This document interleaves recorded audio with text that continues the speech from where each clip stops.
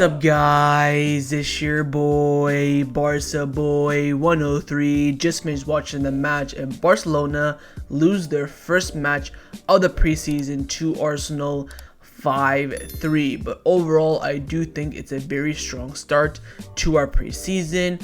Keep in mind, this is an Arsenal team that are into their fourth match of the preseason. They started over 3 weeks ago and we're only into our first match. The fact that we even competed with Arsenal, for me, is a big bonus. This is a team that made a huge investment in their squad. We're competing for the Premier League title last season and we're out here going toe to toe with them in our first few minutes after our holidays. So it's a very big showing for Barcelona. Of course, we saw the first half a lineup of Ter Stegen in goal, back four of Des, Araujo, Christensen, Marcos Alonso, midfield three of Romeo, Gundogan, Pedri, front three of Raphinha, Lewandowski, and Abdi. Good lineup, gave us some big talents as well, how Xavi wants to line up this season. What's was key in that first half is that our fullbacks were just not up to scratch. Both Alonso and Des were absolutely dreadful in that first half. They both got absolutely cooked by the fullbacks and wingers of Arsenal. I think Araujo and Christensen played well, despite the fact Christensen had that mistake from one of Arsenal's goals. I think Romeo played well, and Gundogan couldn't really connect well with Lewandowski in that final third. A bit of a sloppy passes here and there. I think Raphinha, he had that score, that free kick, of course. Apart from that, was a bit okay. Abdi played well. Lewandowski was just there. What we saw a lot in this game was that Barcelona are still trying to get back into the flow, get back into the rhythm, and also how the passing really wasn't being read by each other. Of course, we have a new signing there, Romeo, new signing in Gundogan. They couldn't really read each other. Gundogan was making through balls when Lewandowski was cutting back. All these things would, of course, in time will come while they keep playing with each other. Second half, the lineup was, I think, Inaki Peña in goal, Roberto, Kounde, Eric Garcia, and Alejandro Balde. Midfield three of De Jong, Kessie is more so of a double pivot, with Ferran Lopez playing in the 10, a little bit on the left as an interior, then Bell in the right, Ferran up top, and Ansu on the left. So we now know that Ferran Torres will most likely be the backup for Robert Lewandowski this upcoming season. That team, I think, played a bit below the first team that we saw in the first half, but again, it's all about getting up to fitness, and that's the reality of the situation. I still think Barcelona played well in all aspects, in the sense that we're starting right now. This is a team that's deep in. I read a stat right now that Arsenal, in their first game, they played some second division team and they, I think, drew 1-1 or barely won. We're playing Arsenal, who are 4 games into their preseason, and we're competing with them. So that's going to be the most important thing to remember. I think some of the impressive performances, firstly, I think Alejandro Balde, that second half was absolutely fantastic. I think Ansu looks like a new player so far. He's getting into his own. I think Ferran Torres, hopefully that goal will give him some confidence. Yamal looked lively, so did Ousmane Dembele. Ferran Lopez didn't really get an opportunity to create in the final third, but I think he defensive attributes, and he played really well. He made some good tackles, pressed very well. Defensive wise, I think Eric Garcia wasn't really that great. Roberto had a few sloppy passes. Now, if you look at the first team in the first half, I think Araujo and again Christensen played well despite the mistake. Des and Alonso both dead.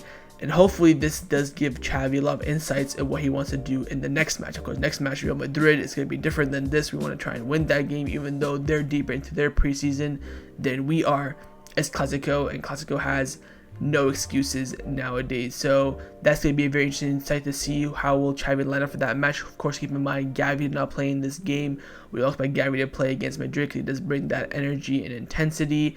I think Lenglet didn't play. A lot of people were disappointed that Mikhail Faye did not make an appearance in this match, since there are a lot of people ahead of him at the moment in the first team, where the first team players right now do need to get those minutes. You know, keep in mind, Lenglet didn't even step on the foot on the pitch. I think Mikhail Faye is ahead of Lenglet in the pecking order, but he is ahead of Kounde, Eric Garcia, Christensen, Araujo. Keep in mind, Inigo Martinez still not fit. And also, by the way, with Balde, we heard reports that he was not going to play until the last game against AC Milan, but he's then fit for this game. So shout out to Balde for that, for being fit for this game. But again, overall, most important thing is Barcelona getting up to fitness. I love the goals that Barcelona scored. Of course, the first one, counter-attack from Abdi down the left, bringing it to the middle for Raphinha, saved and rebound by Lewandowski. Second was a free kick, our first free kick technically scored in 2021, non-official competitions, but still nonetheless on the score sheet. And then, of course, a third goal for Ferran Torres was a bit of a counter-attack.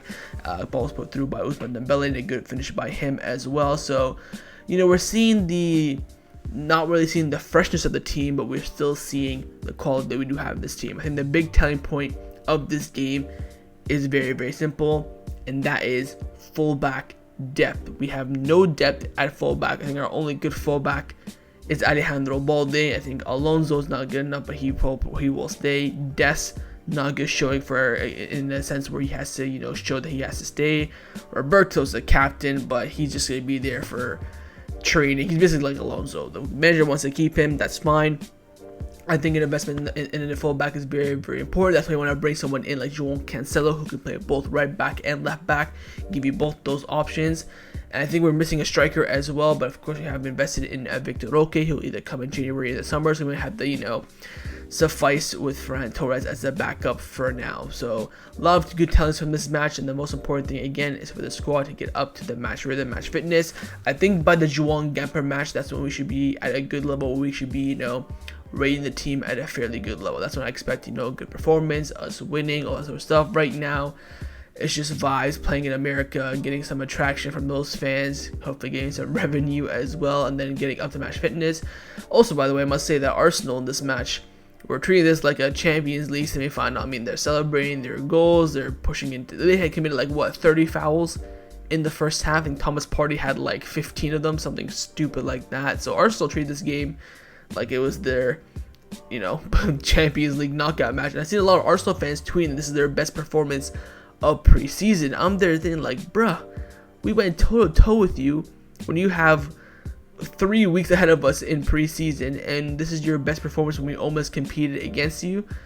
I mean, for me, that's even a bigger praise to our performance. The fact that Arsenal fans think this is their best performance and we went toe to toe with them. We scored 3 goals. Yes, we conceded 5, but a lot of their goals were good finishes. You know, the Fabio Vieira one was a good finish. The Trossard, I think it was the second one, was a good finish. I think the first goal they got the first few goals were very, very lucky. You know, Christensen making the mistake, but nonetheless, I think, you know, again, it's not that big of a deal. I've seen a lot of people on Twitter as well, Barca fans, you know, ranting and stuff like this. Oh, Romeo isn't good enough. Oh, Ferran Torres is washed. Xavi doesn't care about this game, but Arteta is playing like it's his last, like it's to save his life or something like that.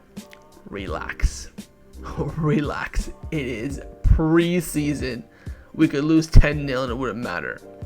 I mean, 10-0. We could lose 3-0 or 4-0 and it wouldn't matter. Again, the objective of these matches is to get fit, for Xavi to try out different systems, and for players to get to know some of the new signings. Like we saw again, Romeo and Gundogan, not really good connections out there with the likes of Lewandowski, Abdi, Raphinha, more so in those advanced positions. I think Pedri, he had some good moments with Gundogan and Romeo, but again, that's going to come with the preseason. So overall, final thoughts, again, good match for Barcelona. They went toe-to-toe with Arsenal. They competed very well in this game, scoring 3 goals. Yes, they conceded 5, but the most important thing is to get up to match fitness, match rhythm, and going toe-to-toe with a team who are very, very deep in their preseason, and we've barely started our game.